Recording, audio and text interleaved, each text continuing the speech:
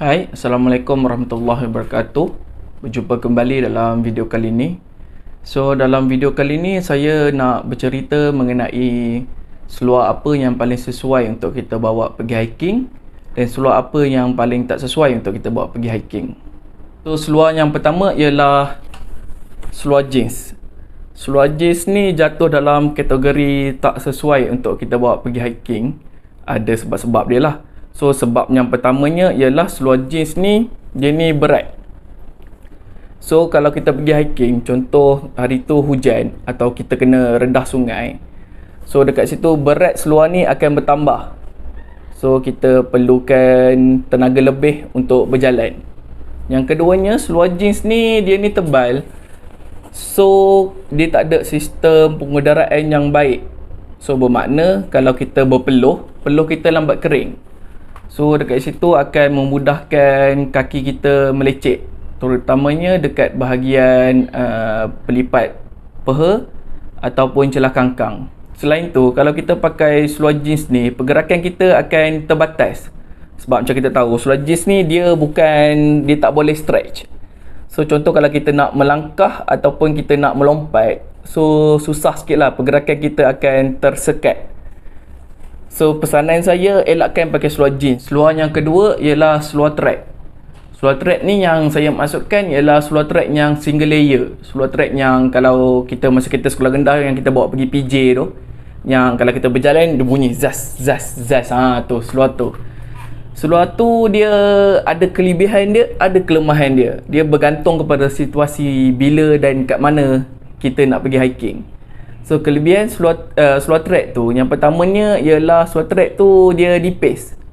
Kalau bila nipis, macam saya cakap, dia berbanding dengan seluar jeans tadi. Seluar track ni dia akan cepat kering kita punya peluh. Contoh kalau hujan ataupun kita rendah sungai pun mungkin dalam 15 minit atau 10 minit dah boleh kering. Manakala kelemahan seluar track ni ialah dia ni tak tahan lasak. Sebab dia satu layer. Contoh kalau kita berjalan, kita terkena ranting atau duri, biasanya akan koyak lah. Macam kita tahu trek dekat Malaysia ni pun banyak ranting dengan duri dekat tepi dan tengah-tengah trek. Saya sarankan kalau nak pakai seluar trek ni, sesuai hanya untuk trip daypack ataupun 2 hari 1 malam. Trip yang lebih daripada 3 hari tak sesuai lah untuk kita pakai. Sebab contoh kalau kita bawa seluar tu untuk trip 6 hari, seluar kita koyak pada hari kedua atau hari ketiga. Dekat situ kita akan pakai seluar koyak sampai ke hari last. Kalau kita pakai seluar koyak ni, dia satu efek dia ialah kita punya pace akan kurang. Sebab kita nak kena kontrol kita punya pace, kita punya langkah, untuk elakkan koyak tu daripada makin besar. Seluar seterusnya ialah seluar pendek. Seluar pendek pun saya pernah pakai semasa saya mendaki pada awal-awal dulu. Seluar pendek ni dia punya kelebihan dia ialah sejuk. Sebab dia hanya tutup bahagian daripada atas lutut sampai ke pinggang. Berbanding dengan seluar yang full length, dia tutup daripada pinggang sampai ke buku lali. Kelebihan dia dekat situlah dia ada sistem pengendaraan yang baik. Peluh ataupun air hujan cepat kering berbanding dengan seluar full length yang kita pakai. Selain tu, kalau kita pakai seluar pendek ni, kita punya pergerakan tak terbatas berbanding dengan seluar full length. Sebab mungkin kalau kita pakai seluar full length, kita punya kain, kita punya seluar tu dia akan tersangkut sedikit dekat bahagian lutut kita. Compare dengan seluar pendek ni dia atas lutut. Kalau kita melangkah, dia tak ada halangan untuk seluar tu stretch. Dia boleh stretch sampai habis. Itu kelebihan seluar pendek lah. Seluar pendek ni sesuai kalau kita nak pergi trek yang clear. Contoh macam Denai-Denai ataupun Taman Eco yang ada orang maintenance. Maksud dia trek tu duri dengan ranting atau kayu-kayu tumbang semua tak ada dekat dalam trek. Sesuai untuk kita pakai seluar pendek. Sebab seluar pendek ni kelemahan dia ialah kita punya bahagian kaki tu expose. Contoh kalau kita berjalan atau berlari dekat trek, terlanggar tunggul atau duri, memang confirm akan berdarah lah. Tu kelemahan pertama seluar pendek. Kelemahan kedua seluar pendek ni ialah dari segi untuk pacat. So pacat kalau nampak orang pakai seluar pendek memang dia happy lah. Sebab kalau kita pakai seluar panjang, seluar yang full length, pacat tu dia kena masuk dulu dalam seluar baru jumpa kita punya kulit untuk isap darah. Compare dengan seluar pendek, terus expose, panjat kaki terus boleh isap darah. So bagi yang takut pacat, elakkanlah pakai seluar pendek. Seluar seterusnya yang bagi saya sesuai untuk kita pergi hiking, sama ada untuk daypack ataupun yang bermalam 3 hingga 6 hari pun okey, iaitu seluar pendek dan tight, gabungan dua ini. Kelebihan kita pakai dua ni, gabungan seluar pendek dan tight ni, yang pertamanya ialah tight ni dia akan cover kelemahan pertama seluar pendek itu, iaitu kita punya kulit yang expose tu. So kalau kita terkena duri atau ranting, kulit kita akan susah lah untuk luka ataupun cedera. Pacat pun akan susah untuk isap darah kita. Tapi kelemahan seluar bila kita pakai dua ni ialah kita punya celah kangkang tu akan cepat melecet, sebab kita akan pakai ini dalam dan ini luar. So dekat situ dia tebal.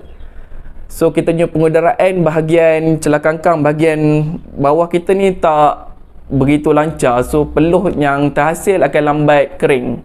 Untuk elak daripada melecet celah kangkang tu berlaku bila kita pakai seluar pendek dengan seluar tight ni, ialah masa kita beli seluar tight ni kita kena perlu pilih yang betul-betul okey, sesuai dengan kegunaan kita. Sebab seluar tight ni pun dia ada banyak function.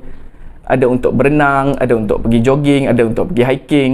So semasa kita nak beli seluar tight ni, kita kena make sure dia tu betul-betul stretchable, and then dia ada sistem pengundaraan yang baik. Means dia tak tebal sangat, dia tak nipis sangat. Sebab seluar tight ni pun dia ada yang jenis yang tebal tu. So kalau tebal, kita punya peluh akan lambat kering. And then material dia pun kena pilih juga.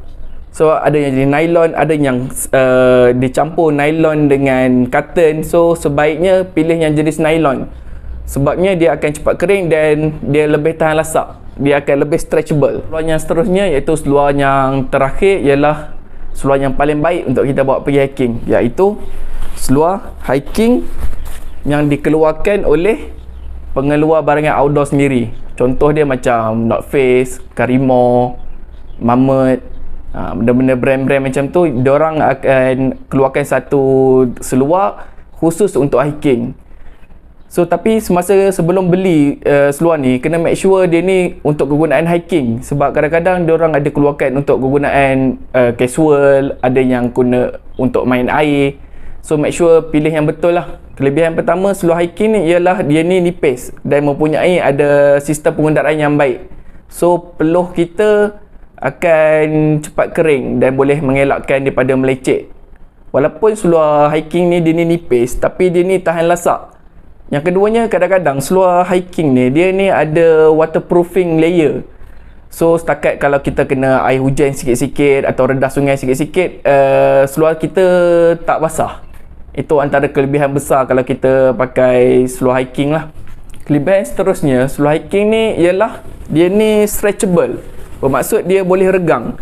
So kalau kita nak melangkah atau nak melompat tunggul kayu ataupun ada cerun ke apa, kita punya pergerakan tak tersekat. Kelemahan seluar hiking ni ada satu saja bagi saya lah, pendapat saya, iaitu dia punya harga. Okay, itu saja untuk video kali ni. Satu saja pesanan saya, jangan pakai seluar jeans pergi hiking. Ciao.